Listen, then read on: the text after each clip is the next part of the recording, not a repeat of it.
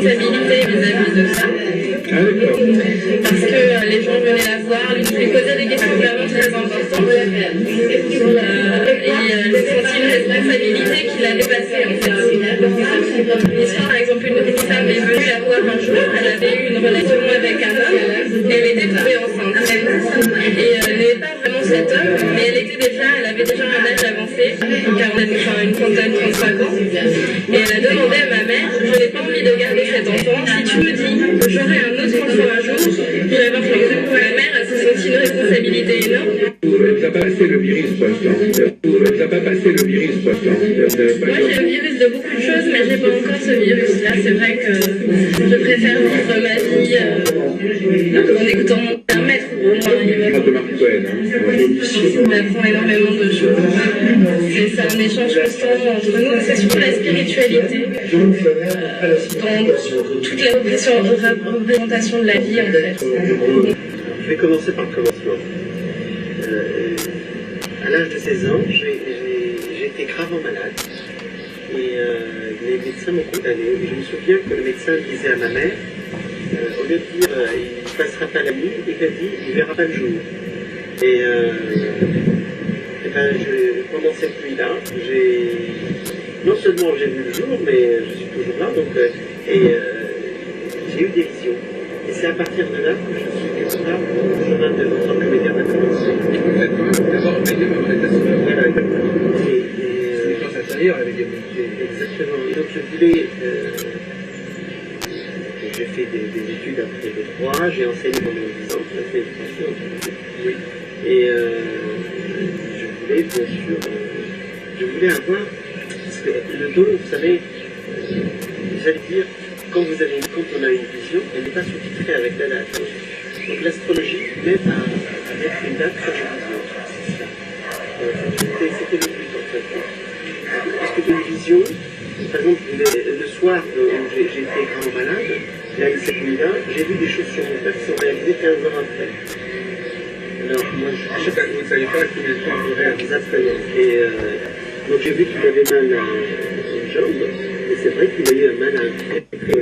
Par exemple, en 1943, conjonction Saturne-Uranus, on a la bourse américaine qui a augmenté de 800%. On a oublié tout ça. 65, 67 aussi. Donc à chaque fois qu'il y a cette conjonction, il y a une sorte d'effervescence économique. Par contre, à chaque fois qu'ils sont en opposition ou en carré, là on a une crise. La pièce qui va gagner Uranus, les forces novatrices ou bien les forces conservatrices de Saturne. Donc voilà. Donc c'est ça, Effectivement, vous avez raison. Alors effectivement, à partir de cette configuration-là, on peut regarder le thème d'une personne particulière. Là, je vous suis. Pour voir comment ça va se répercuter dans son cas à elle. C'est ça. Mais il faudrait que la question soit continue. Ah oui, c'est dans le monarque. Or, bon, c'est vrai qu'à un certain moment, il y a des décalages entre les uns et les autres, mais c'est comme très important aussi de montrer que les gens vivent ensemble. Et de préférence les gens qui sont de ce signe.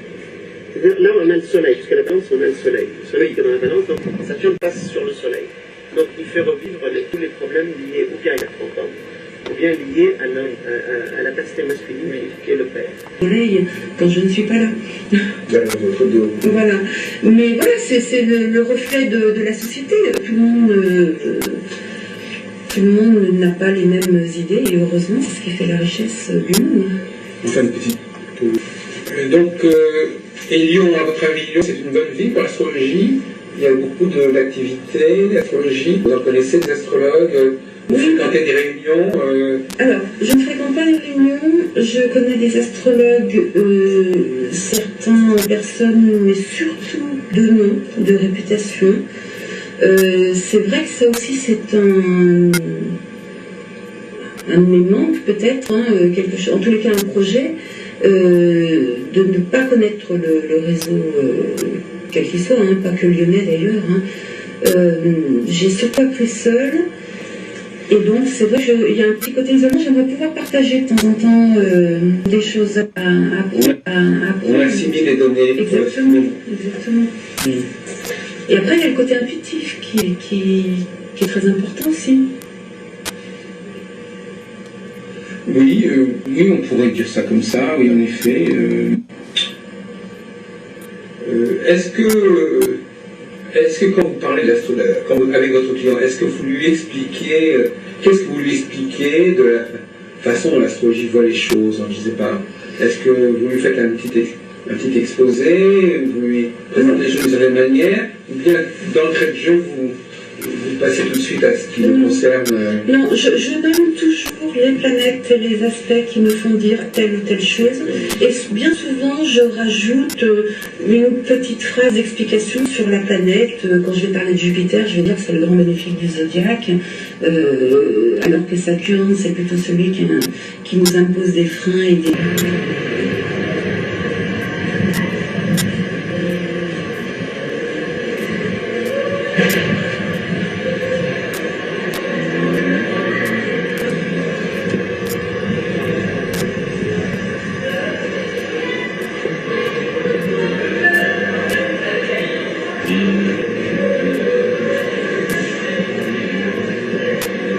Bon, donc je suis avec Jacques Bouvier.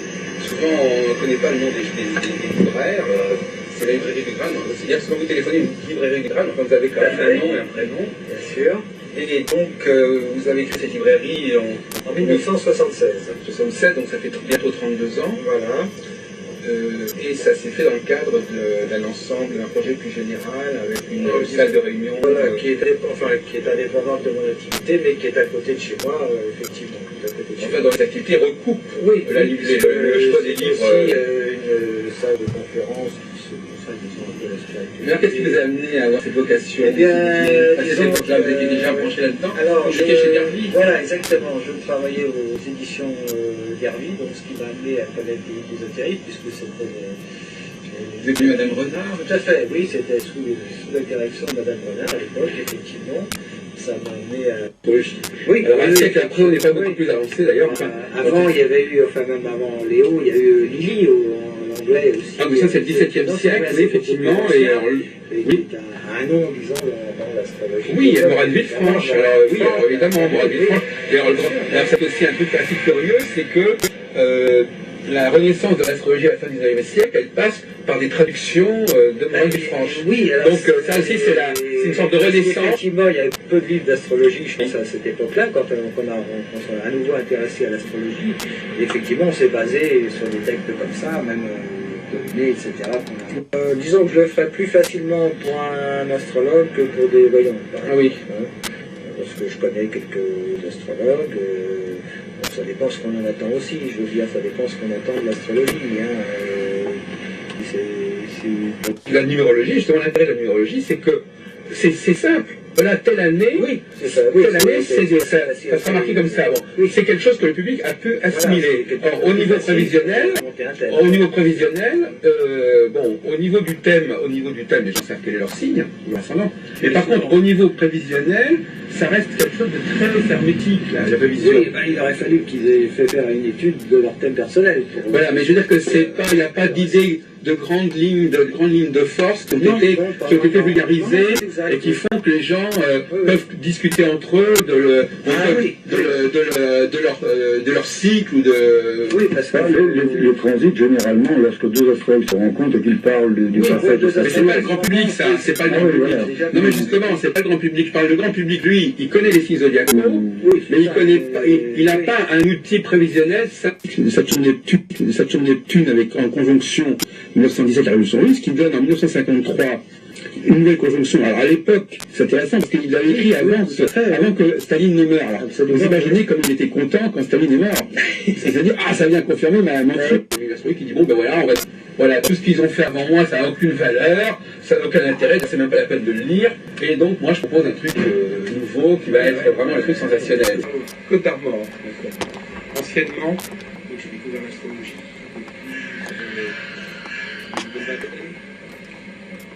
Il y a des gens intéressants dans cette région. Vous avez peut-être rencontré des gens comme Bernard Blanchet, comme Alain Chivray, je ne sais pas, Christophe de Selle, Jean-Marie Le Pelletier, Le Coudray. Je crois qu'il habite à Brest. Vous connaissez des astrologues, enfin vous n'êtes pas le seul astrologue en Bretagne, c'est pas très développé.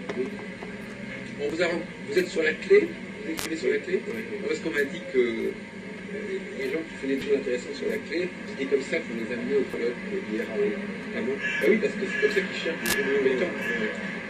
Donc, c'est vrai que c'est un moyen d'échange intéressant. C'est vrai qu'avec une nouvelle technologie, c'est facile. Alors, quand vous êtes, parlons un petit peu de la clé, parce que c'est intéressant. Vous recevez combien des dizaines de messages par jour, comme ça? Vous êtes envahi par les messages. Combien vous en recevez à peu près émanant de la clé par jour? Je ne fais pas le compte. Sincèrement, je fais en gros une dizaine, une quinzaine, 10 et 15, peut-être, ça dépend des moments. Et vous répondez... ça dépend des moments, suivant les sujets. Si ça m'intéresse, je peux participer, et sinon, je me contente de lire. Alors, si ça ne m'intéresse pas du tout... ça vous prend quand même une demi-heure par jour, à peu près. Je m'en suis, qui...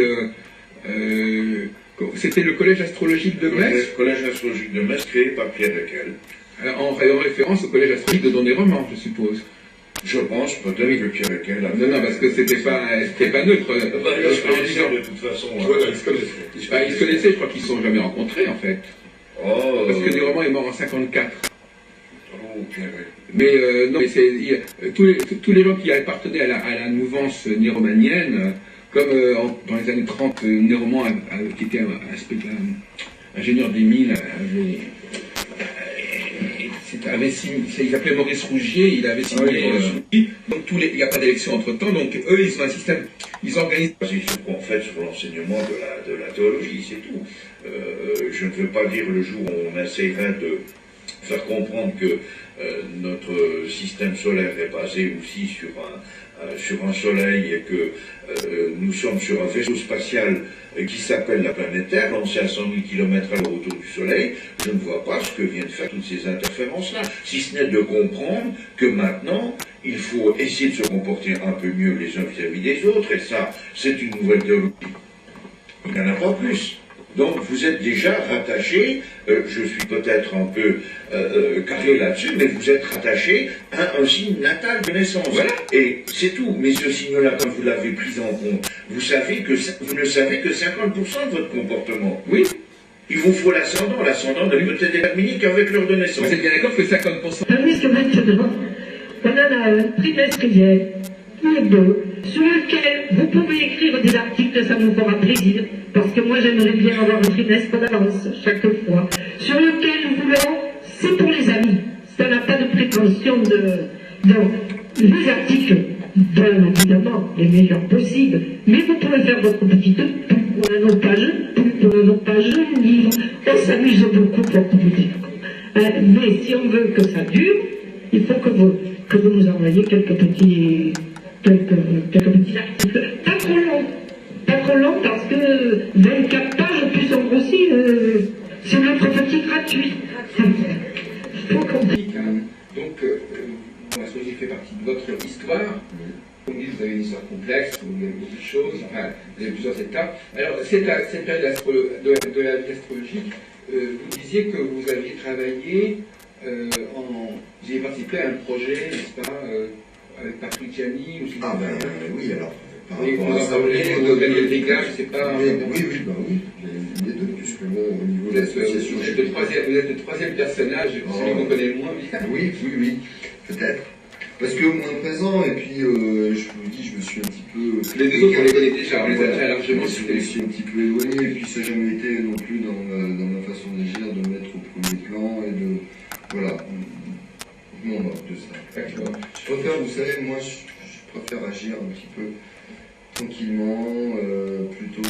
J'ai rien contre justement les gens qui s'affichent, au contraire, je trouve, et c'est très bien, ça permet d'avoir une vitrine.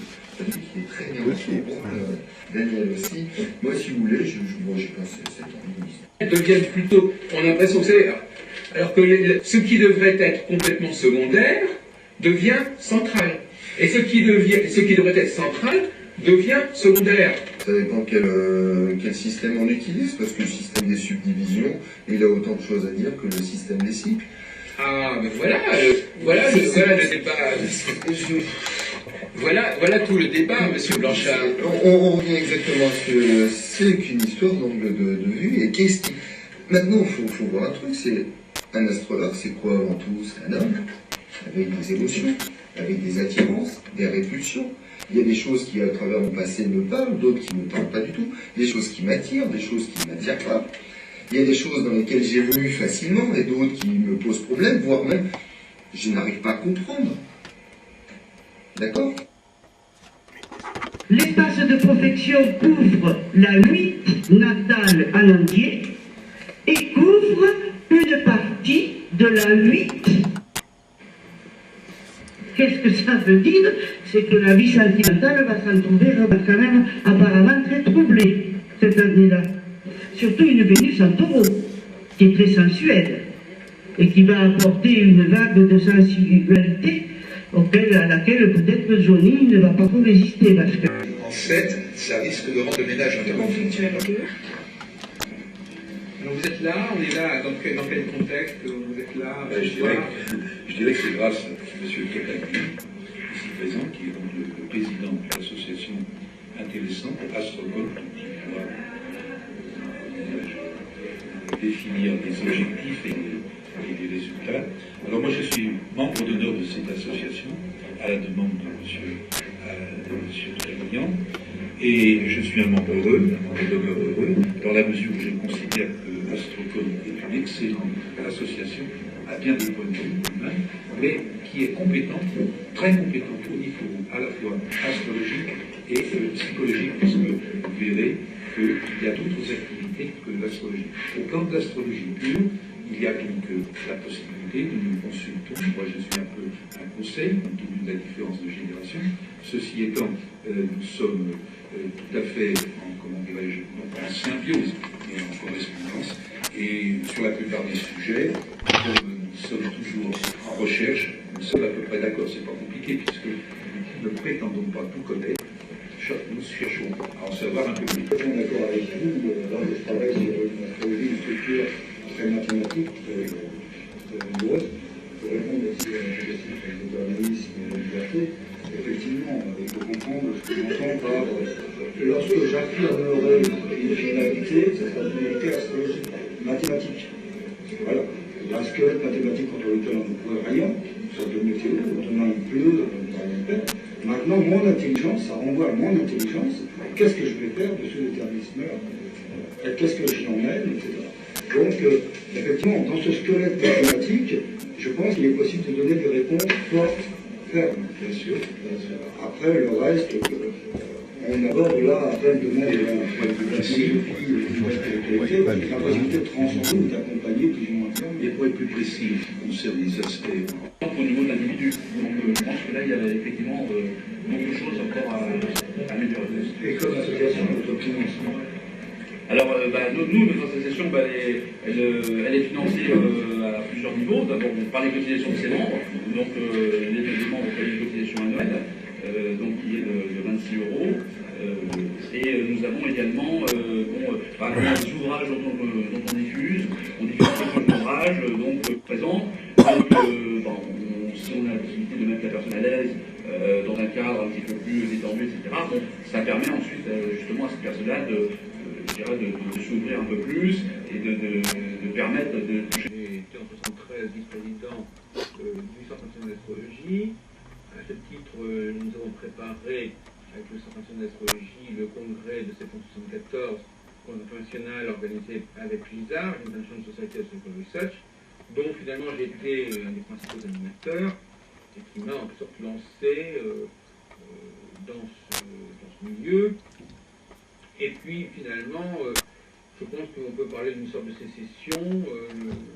Le Centre national d'astrologie est en train de se disloquer avec qui n'a jamais voulu s'enfermer dans le périmètre parisien, contrairement à d'autres activités, d'autres associations qui, par rapport à Paris ou par rapport à la région lyonnaise, se sont cantonnés d'une certaine façon.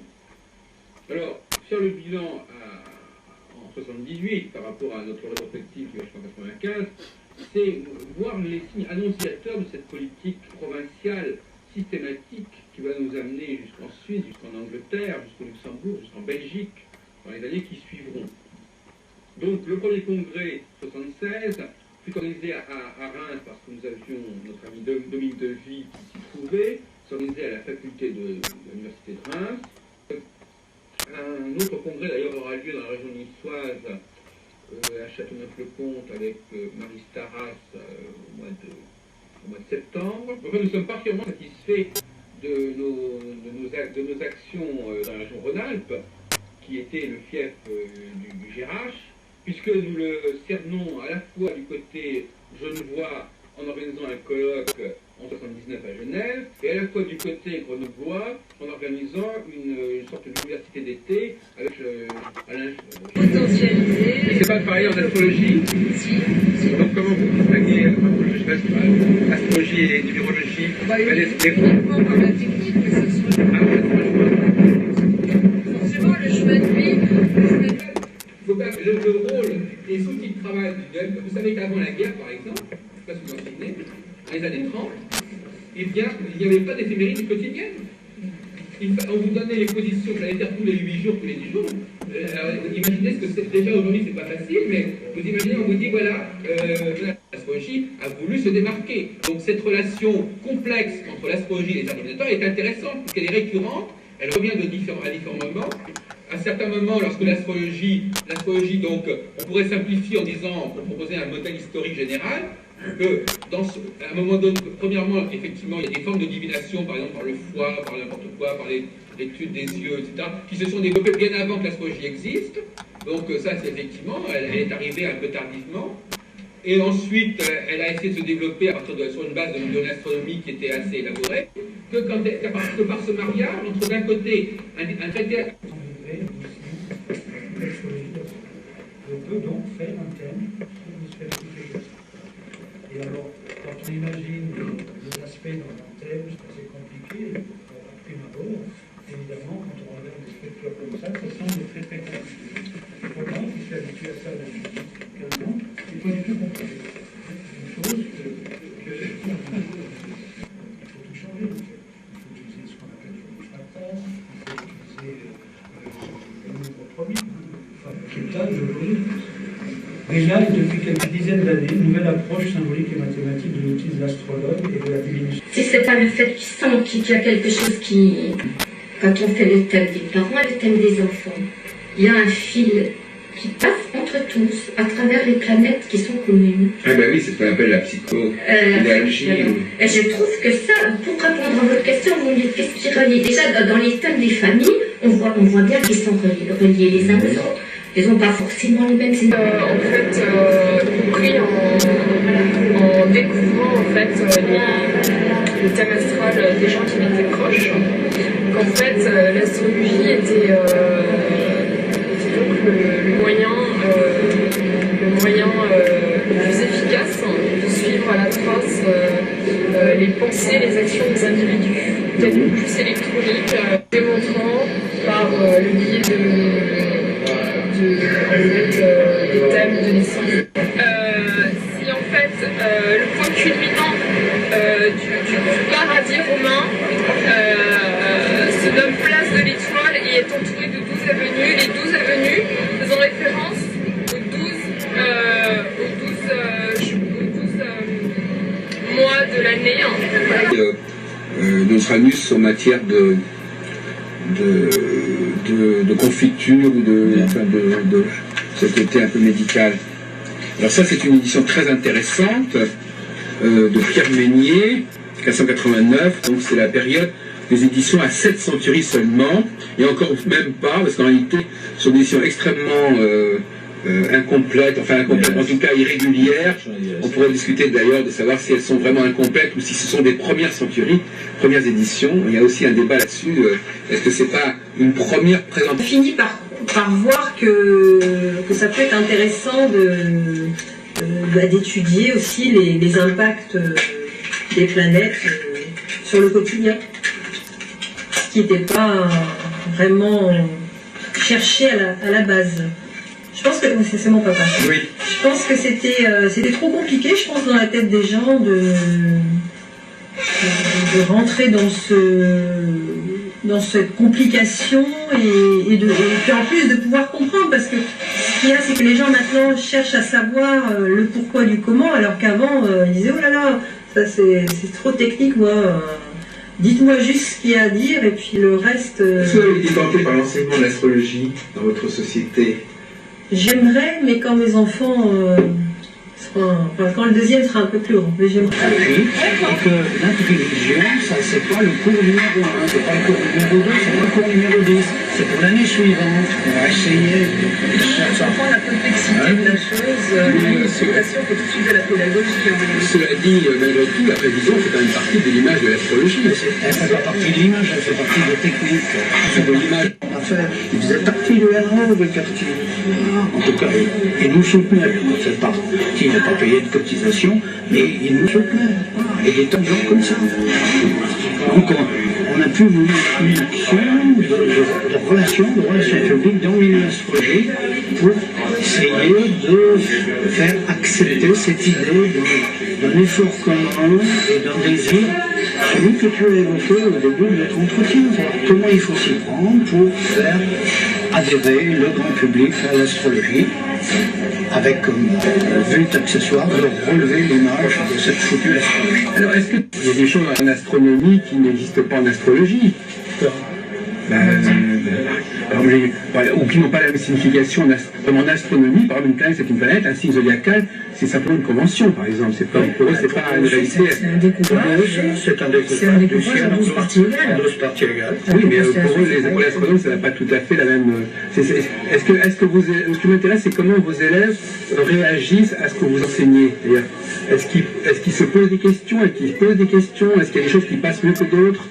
Mais je pense qu'à partir du moment où les gens ont compris qu'il y a une similitude entre ce qui se passe dans le ciel et ce qui se passe à l'intérieur d'eux, là, ils ont fait un grand pas en astrologie.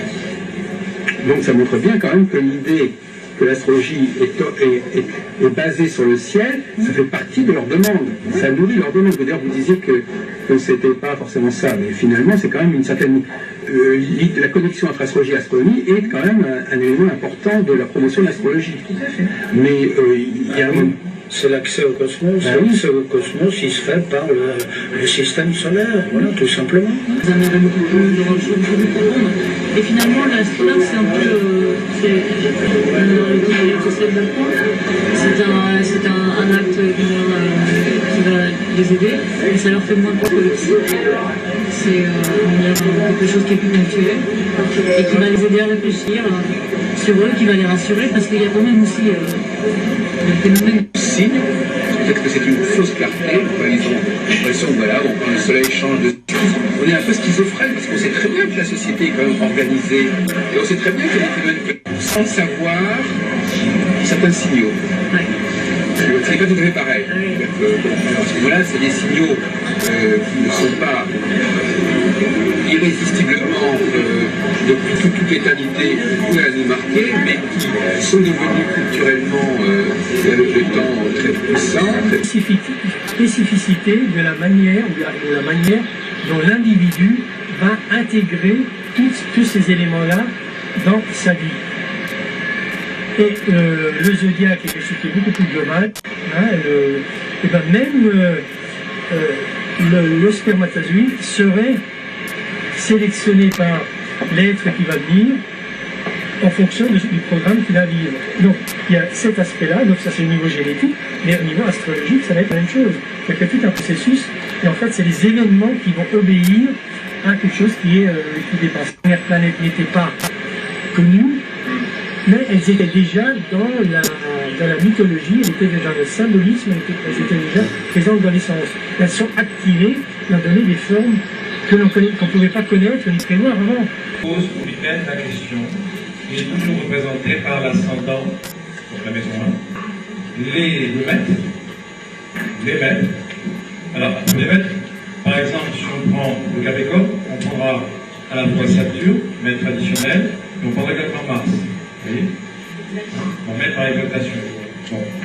Si par contre, si vous avez un ascendant Scorpion, vous prenez en priorité le maître traditionnel qui est Mars, pas Pluton. Pourquoi? Parce que c'est une planète qui est personnelle, alors l'autre une planète collective. Alors, d'autre part, je voudrais ajouter, si vous posez une question à propos de quelqu'un que vous n'aurez jamais rencontré, qui est une célébrité, ou quelqu'un exemple, il y a 20 ans, je vous ai parlé tout à l'heure des considérations dans le jugement. Vous savez, 3 degrés au début du cycle. On y croyait comme une religion. Et puis, ça rejoint un peu l'esprit des fractales. Oui, peut-être dans les fractales. La théorie du chaos aussi. Non, je ne sais pas. Franchement, je n'en sais rien du tout. Je n'ai pas étudié les fractales. C'est très complexe. On est dans la physique presque. Hein. Je reste dans l'astrologie. Maintenant, si vous trouvez un lien avec les fractales, pourquoi pas hein. Mais bon, alors là, allez-y, c'est la théorie du chaos. Il faudra un autre spécialiste. Qui parfois accentue l'archétype ou rend exprimable l'archétype du soleil, ou parfois qu'il l'atténue au point tel que ça se manifeste beaucoup moins chez la personne, et quand on est un observateur phénoménologique de la personne, on ne va pas pouvoir définir, mais là nous sommes en train de mettre en confrontation des façons de penser tellement différentes entre vous et moi, parce que on ne mercurise pas de la même façon tous les deux. Et il faudrait, voilà, c'est ça, parce que c'est extrêmement complexe et c'est dommage parce que parfois ça déclenche des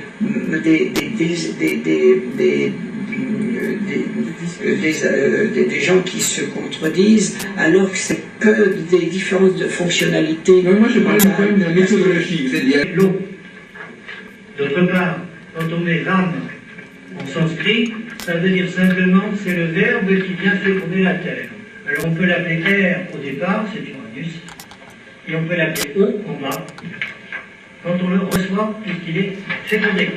Vous avec tout ça. Le général des insurgés, c'est un complément que m'a donné Jacques Abraun. Bon, vous en avez un autre parce que j'ai entendu qu'on discutait sur les lieux comme pour Napoléon où on pouvait partout les coques. Eh bien, il y a un texte tout bête d'Arcole et de Lodi en pays italique, au temps futur, les coques, les repousseront, etc. Capricorne, autre chose, il y aura de plus en plus de personnes âgées sur Terre. Donc, ne pas oublier une chose, la Terre est trop pauvre, il y a trop de pauvres, pas son nom, absolument pas. Personne ne le sera. Mais quand on pense, comment c'est possible, ou d'autres personnes que je pourrais citer, que je ne citerai pas, que dans mon bureau, il n'y a aucun nom. J'ai des millions de dossiers, des milliers, pardon, de dossiers, pas des millions quand même pas, mais c'est à mon côté méditerranéen. Mais ce qui est bizarre, ah non, j'ai jamais vu Madame Rosadolus, et tout le monde est venu moi. Quand on arrive à cette terminaison où c'est la mort du corps, mais l'esprit est immortel. L'Islora et tout. Bon, j'avais fait du Reiki, ça m'avait pas. Je sentais trop de choses, c'était trop perturbant. Mais en même temps, quand j'ai commencé à travailler avec ma chamane, où on est à une distance, on ne touche pas le corps de la personne, et on est là, tout à coup, on commence à dire tiens, c'est marrant, il y a des boules, il y a des sacs à dos. Oui. J'étais pas bien du tout, je suis allé la voir, au bout d'un quart d'heure, elle m'a dit bon, c'est pas la peine de continuer, vous repartez parce que là, ça va pas. Elle n'était pas bien non plus. Oui. Donc ça passait, rien ne passait. Très honnête. Oui, d'ailleurs, elle me dit je vous prends rien, mais c'est. Qui a été stabilisé, je dirais qu'il n'en vaut pas la peine, va de toute façon passer. Ça c'est évident, hein, ce sont des années de transformation où seules les choses véritablement ancrées dans du solide, dans des valeurs, dans des renoncements passés aussi, hein, ça c'est important, hein, parce qu'on ne peut pas faire un choix sans renoncement. Oui, c'est ça le problème, hein, ça n'existe pas. Sur le plan éducatif, j'en ai vu. Alors quand même, comme il n'était pas mauvais, c'était par peur qu'il faisait ça. Vous voyez ce que je veux dire? Donc bon, ben plutôt, tu sais pas, ok, tu l'aimes, t'avais le haut, donc... Le chiffre 7. Et les pythagoriciens, pour eux, le chiffre 7, c'est le véhicule de l'âme. Le véhicule de l'âme. La seule carte où il y a un véhicule dans le chariot, c'est le chariot, c'est le chiffre 7. Donc, pour moi, j'aurais besoin d'autres preuves d'aller chercher un petit peu plus loin que ça pour voir le lien qu'il y a entre Pythagore et le tarot, mais c'est déjà une piste, un élément qui me dit, ok, il y a Pythagore dans le tarot, et vice-versa. Et puis après, la tétractiste, elle est là dans le tarot aussi. 1 plus 2 plus 3 plus 4 égale 10. La sainte tétractiste de Pythagore, elle est dans le tarot. Avec le 4, l'empereur, on vous disiez tout à l'heure, on disait avec Sophie qu'on pourrait laisser les gens exposés aux radiations du tarot, c'est ce qui se passe quand on est en stage, et qu'à la limite, les laisser méditatifs par rapport aux cartes. Donc on va quand même dire deux, trois choses. Oui, c'est ce que j'ai, c'est original. Moi, ce qui m'intéresse dans la numérologie, en fait, c'est les cycles qui peuvent apparaître pour les gens. Ah. C'est de remettre les gens dans leur cycle. Bon, mais ça nous intéresse beaucoup. Parce qu'en fait, ça les incarne. Ça les incarne beaucoup le tarot et c'est pas qu'il est éthéré, mais les gens des fois oublient de regarder le tarot vraiment, les images. Ils entendent ce qu'on dit, mais je trouve que les gens, quand je suis en consultation et que je peux faire un tirage à quelqu'un, la personne a son tirage devant elle. Je dis des choses, la personne me regarde, elle est... Et je connais votre nom parce que vous avez écrit des articles, parce que vous avez participé à des livres, ou peut-être même écrit des livres. Oui. Ça oui, mais c'est tout. Vous n'avez pas assisté à nos activités. En fait. Non, je n'ai pas assisté à vos activités. Et en quoi consiste-t-elle? Non, elles ont consisté, vous savez, elles ont consisté à organiser notamment des grands colloques. Vous avez des constituantes, astrologues, etc., qui payent un huissier pour dire ce qui se passera. Alors, vous avez la colonne de gauche, Johnny Hallyday va mourir, va avoir un accident, va être malade, etc. Et puis, c'est Nicolas Sarkozy, enfin, l'équipe de l'époque. Et puis la colonne de droite, le contraire. Oui, voilà. Ce qui fait que c'est déposé chez elle, paye la somme qu'il faut. Il y a une sorte d'intérêt. C'est déposé, bien sûr. Oui, j'en sais pas. N'importe quoi. J'ai entendu parler de cette imposture. Ah bah oui, mais l'huissier, il est quand même. Je continue. Moi, je complète. Il y en a qui pensent que évoluer, ça va être 10 ans dans sa vie, on va faire 10 ans d'analyse et puis après, c'est bon. Non. La vie, c'est une vie de travail. Donc moi, je pense, moi, je travaille sur moi tout le temps et je ne compte pas m'arrêter. Je pense pas. Tout va bien, viennent consulter, ça peut arriver, mais c'est quand même assez rare. Donc on peut déjà presque préjuger que la personne est... ça peut être un peu banal de dire ça, mais vous pouvez dire facilement, d'entrée de jeu, vous pouvez dire à la personne qu'elle elles sont à la recherche, elles sont dans une demande. C'est déjà quelque chose qu'on peut leur dire. Maintenant, il faut faire un choix sans pour autant se donner la mélasse. Mais globalement, c'est vrai que quand on va voir quelqu'un pour faire une médiation, qui pourrait vous conseiller, c'est qu'on a un problème. Je ne vais pas aller voir a priori mon médecin si j'ai pas mal quelque part, globalement, en général. Sans les obliger à changer un peu leur système. Mais par contre, au niveau climatique, l'année prochaine, 2011, j'avais une vision, mais je terminerai sur ça, après je dois y aller. J'ai vu et repéré en 2 temps. Alors à un moment donné, il faudra voir si c'est avril, mai ou juin 2011. Cette conjonction Jupiter-Uranus, justement, qui va bien se manifester. Tu recevras l'opposition Saturne en balance avec le carré de Pluton. Alors ça, c'est un axe très délicat, critique.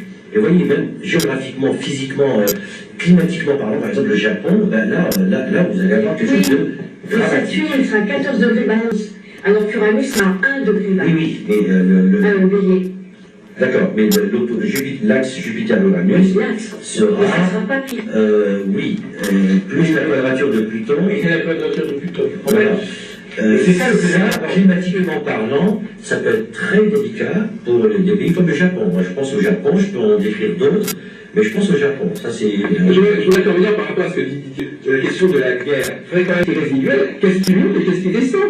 Par contre, c'est la mondialisation qui descend et c'est la subdivision et la dispersion qui monte, et pas l'inverse. À mon sens, il va y avoir une autre façon de voir la société, en général. Mais comme vous dites une autre, excusez-moi, comme vous dites une autre façon, vous parlez pour la fin, vous parlez sur quelle période de temps? C'est ça aussi, c'est l'insulte. Vous parlez pour 3 ans ou vous parlez pour 100 ans? Non, je parle pas pour 100 ans. Non, mais qu'est-ce que c'est une autre, quand on dit une autre façon, on se dit. J'ai plus rien à me mettre sur le dos, j'ai plus de costume. Alors il faut que j'aille voir un tailleur. Je dis mais pourquoi est-ce qu'il va voir un tailleur? Et le tailleur comme c'est là. Il faut quand même retenir que le substrat du manifesté, c'est aussi les poissons qui symbolisent. C'est aussi du fleuve. Ce que je ne comprends pas, c'est dans quelle direction se produit ce mouvement? Quel est le phénomène que vous décrivez en fin de compte? C'est un phénomène de rapproche, c'est un phénomène où les choses vont converger ou au contraire les choses vont diverger? C'est un phénomène de mondialisation ou au contraire un phénomène de subdivision et de division? Il faut se mettre dans un ordre, rappeler des tas de théories fuligineuses et fumeuses sur le nouvel ordre mondial, mais il y a tout de même quelque chose comme ça, les choses sont en train de se redistribuer dans un ordre qui ne peut pas se séparer. Dans les albums, ce sont aussi des prêtres.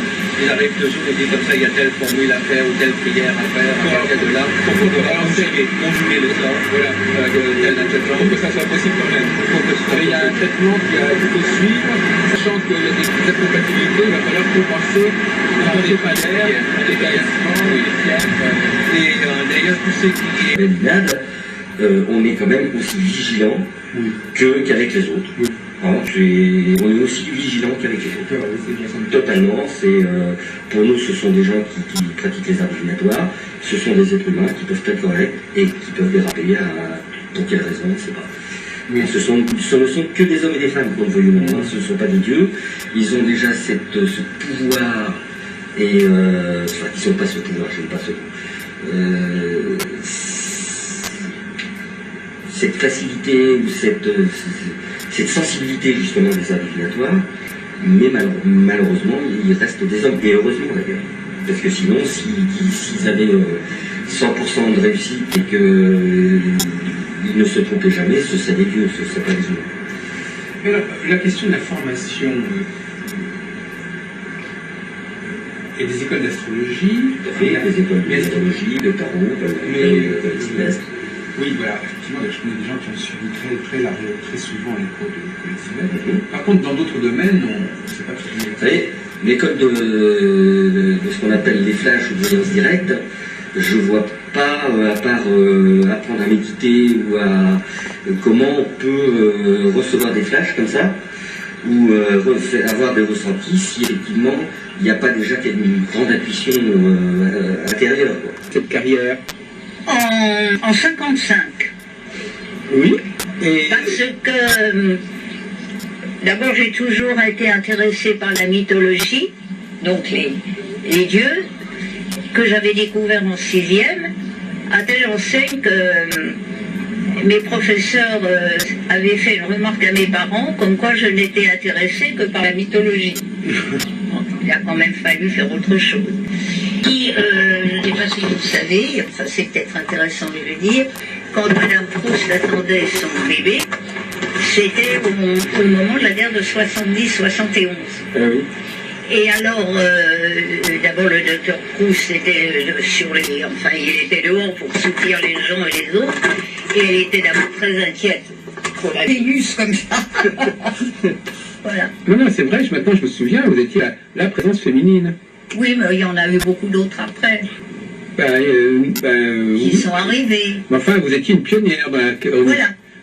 En tant que... Il n'y en avait pas d'autres. Vous aviez ouvert la voie de faire écouter, que les femmes fassent écouter leur voix dans le milieu astrologique. C'est vrai qu'après, il y en a eu beaucoup d'autres. À un moment donné, on était même inondé de femmes, mais dans les années 60, c'était quand même l'exception. Et au niveau prévisionnel, surtout. Oui. Mais vous n'avez jamais été... Les gens ont peur des prévisions, il faut y aller prudemment, bien sûr. Mais enfin, alors, le vrai rôle de l'astrologie, c'est de prédire l'avenir. C'est mon avis.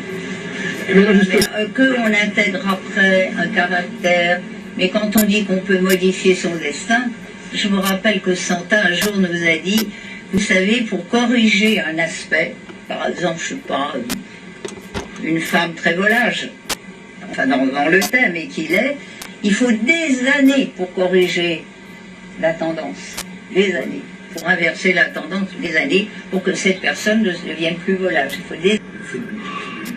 On se multiplie. Donc il est tout à fait vaste de dire que quelque chose commence à nous rater de région. Je sais qu'il y a des méthodes de localisation. Non, mais une planète, est-ce que c'est tout simplement pas parce qu'on vient faire référence à un certain imaginaire collectif qui est ancré, un peu comme les cellules d'une certaine manière, mais l'ADN, dans le fond, on a tous un codage, puis c'est resté en nous. Alors, je pense qu'avant qu'on découvre tout ça officiellement par la science, ça peut prendre un certain temps, mais si ça fonctionne, c'est intéressant à étudier, tout simplement, à analyser. Excusez-moi. Ben oui, je suis désolé, il y a une discipline dans la discussion qui n'est pas respectée du tout. Malheureusement, et puis en plus, je suis désolé de le dire que nous sommes dans un colloque d'astrologie où il y a un certain nombre de choses que tout le monde connaît. Donc on n'est pas là pour répéter des évidences que tout le monde connaît depuis toujours. On est là pour parler de choses, d'aller un peu plus loin dans notre recherche. La question des nœuds transsaturniennes et comment elles sont arrivées, c'est un sujet qui avait été prévu d'aborder, mais sur ce que vous avez exposé, c'est effectivement la doxa, c'est la théorie en vigueur que tout le monde connaît par cœur, et qu'on pourrait d'ailleurs discuter, parce qu'on n'est pas là pour dire des évidences ou des banalités, on est là pour aller plus loin, justement. Je pense que au niveau 80, tout a toujours existé, tout en potentiel. Maintenant, l'utilisation qu'on en a fait a changé au fur et à mesure des millénaires. Nos centres d'intérêt qui sont actuels ont été changés, on se tourner vers d'autres sujets peut-être différents qui sont maintenant. Mais n'empêche que je pense que tout a toujours été là. Je rejoins, au début je n'étais pas tout à fait d'accord avec vous, mais quand nous avons discuté de vos questions initiales, je me dis effectivement, je pense que l'être humain n'a pas forcément évolué au niveau. Et puis il y a des conditions à rechercher pour ça. Donc à ce moment-là, ça va. Un exemple, je donnais à la clinique, ça s'est pas passé de 60 ans, donc je ne peux pas dire que ça fait 60 ans qu'on le sait. Ça fait 20 personnes qui ont conçu, inventé, peu importe, là, quelque chose qui ressemblait à un ordinateur. Apparemment, j'ai lu dans le livre de Besestein. Ah non? Pascal, non, peu importe. Je pense que c'était autour de l'année 72, peu importe, là, mais c'était... Conscience du soleil, de la lune et des septénaires, parce que dans le fond, il était assis dans son jardin, en fin de compte, et il pouvait le contempler. Tous les autres éléments, en fin de compte, du système solaire sont invisibles à l'œil nu. Donc, ils font partie du subconscient qu'on découvre et qu'on évolue à mesure qu'on les découvre. Ça, c'est l'élément clé, c'est l'élément d'évolution. Quand on parle avec le soleil, en fin de compte, c'est la seule source lumineuse du système solaire. Si on peut percevoir les autres astres, c'est à cause de la lumière du soleil. Donc, le soleil représente l'élément de conscience. D'école, on apprend l'astrologie de manière différente.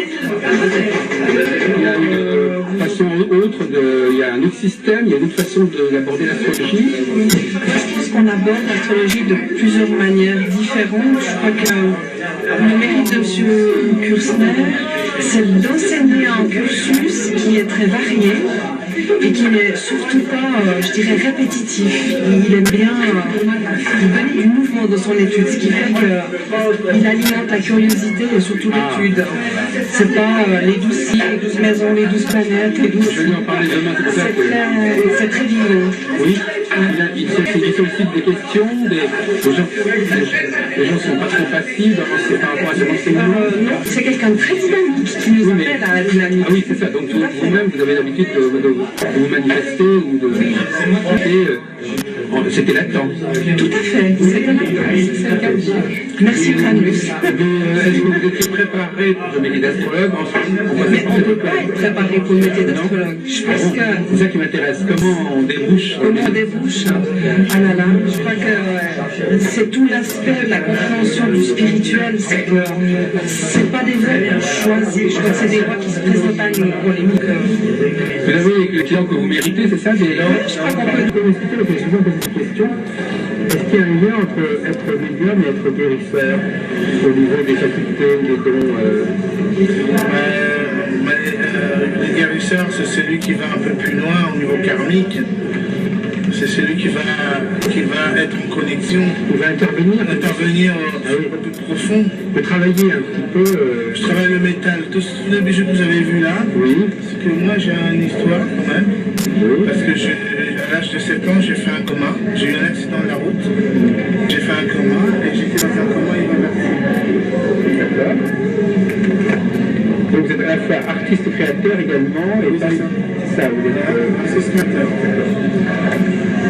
Écoutez, donc, et ça, c'est à partir à la suite de ce coma, j'ai fait un rêve premonitoire. Voilà. Elle ne rencontre pas les mêmes résistances, les mêmes réactions, et justement, on ne rencontre pas les mêmes réactions parce qu'il vient il vient comme une sorte d'extraterrestre, hein, comme ça. Donc effectivement,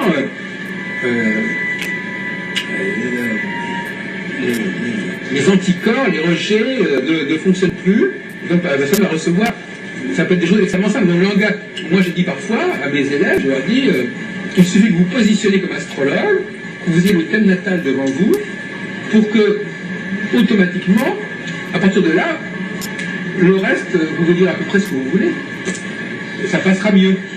Imaginons par quelqu'un dont on sait très bien qu'il ne devrait pas faire certaines choses. Tout le monde le sait. Moi, je dis toujours, en astrologie, on sait très bien ce que les gens doivent entendre, et ils ne veulent pas l'entendre.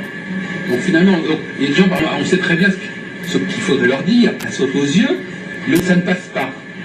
Donc c'est pas... Nous vient maintenant, parce que là nous sommes avec la compagnie à Paris, on essaie. Et puis Mireille Petit, qui vient de Champigny, nous sommes en lieu de 94.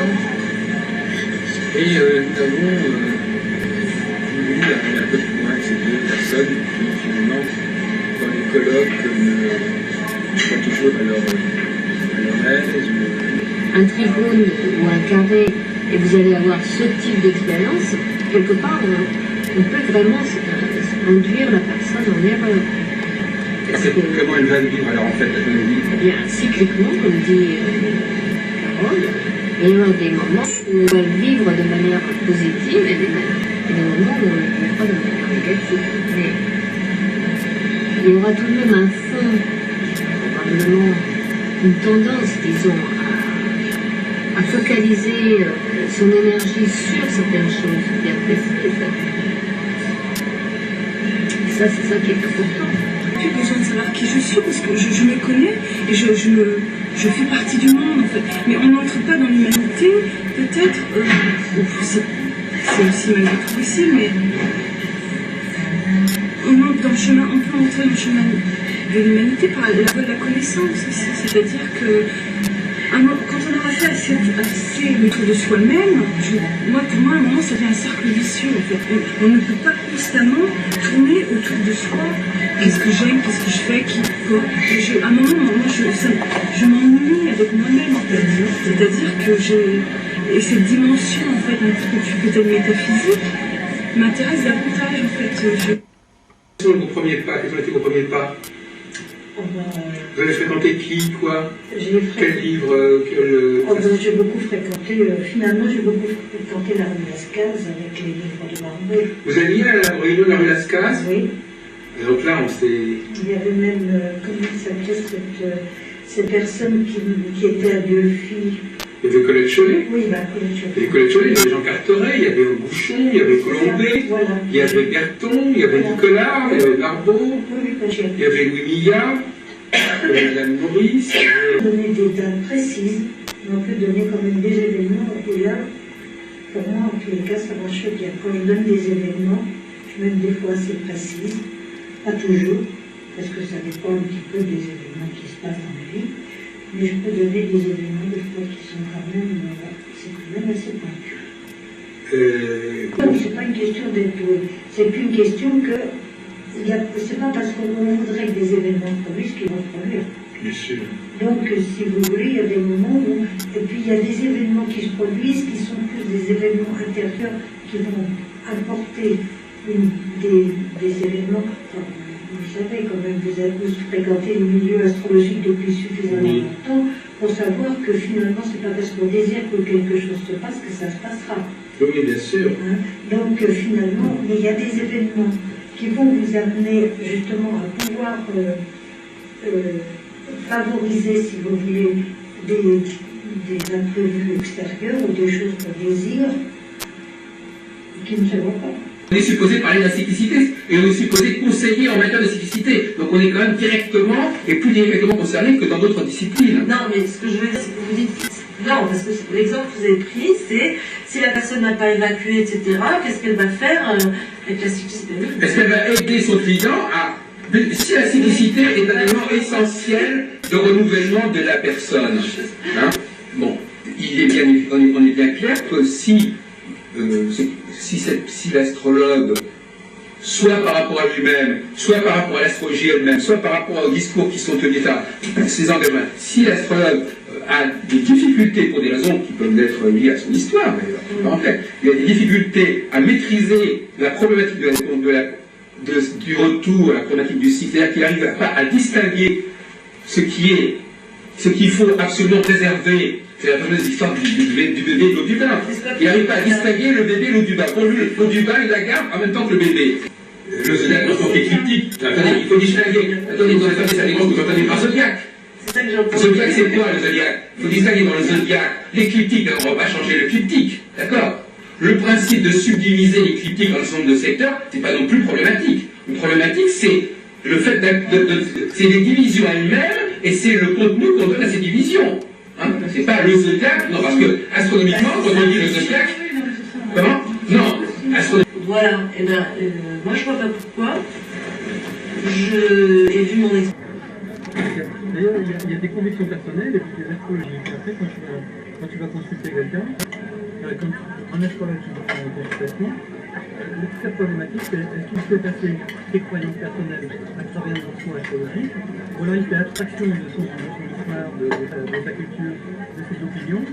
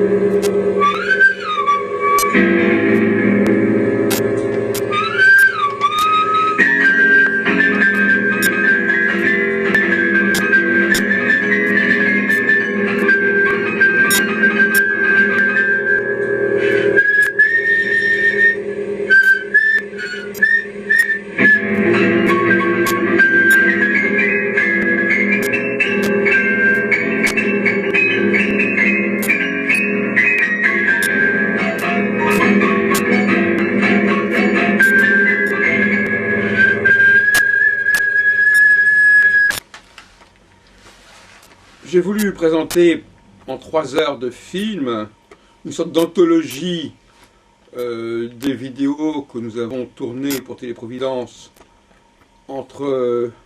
depuis 2008 en fait, sur 5 ans.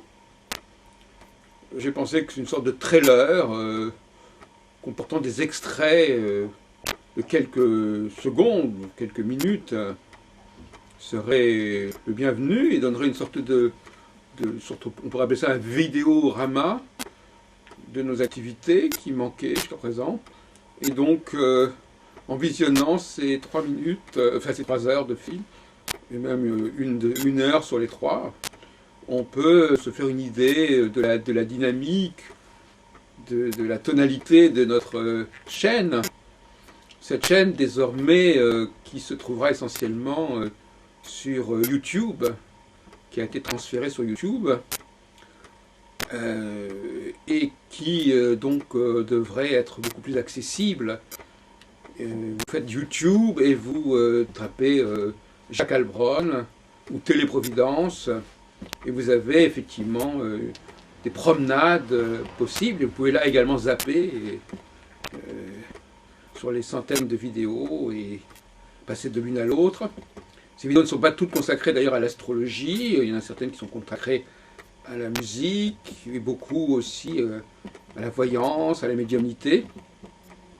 Ce n'est qu'un extrait, évidemment, notre collection est beaucoup plus importante que ça. Ces 3 heures ne sont aucunement exhaustives, mais elles sont représentatives en tout cas de ce que nous avons fait. Et ça manquait parce qu'effectivement on offrait aux gens que la possibilité d'aller d'une vidéo à l'autre, mais pas de faire une sorte de parcours de zapping comme nous le proposons ici en cette fin d'année 2013, puisque nous sommes à quelques jours de Noël. Et donc c'est l'occasion justement de célébrer d'abord le 5e anniversaire de la... pas exactement, on approche presque du 6e anniversaire d'ailleurs. En tout cas, je souhaite à tout le monde, à tout ce milieu, des astrologues, des voyants, des médiums, une très bonne nouvelle année 2014. Et je pense aussi que le temps est venu de ne pas simplement celui des palabres, mais aussi celui de l'action. Et donc, il est venu de faire la promotion d'un nouvel outil qui s'appelle l'astrocyclone et qui devrait être le socle désormais de toutes les pratiques astrologiques et qui peut d'ailleurs servir aussi à tout un ensemble de pratiques psychothérapeutiques ou de consultations diverses qui pourraient se présenter pour les uns et pour les autres. Voilà, encore une fois.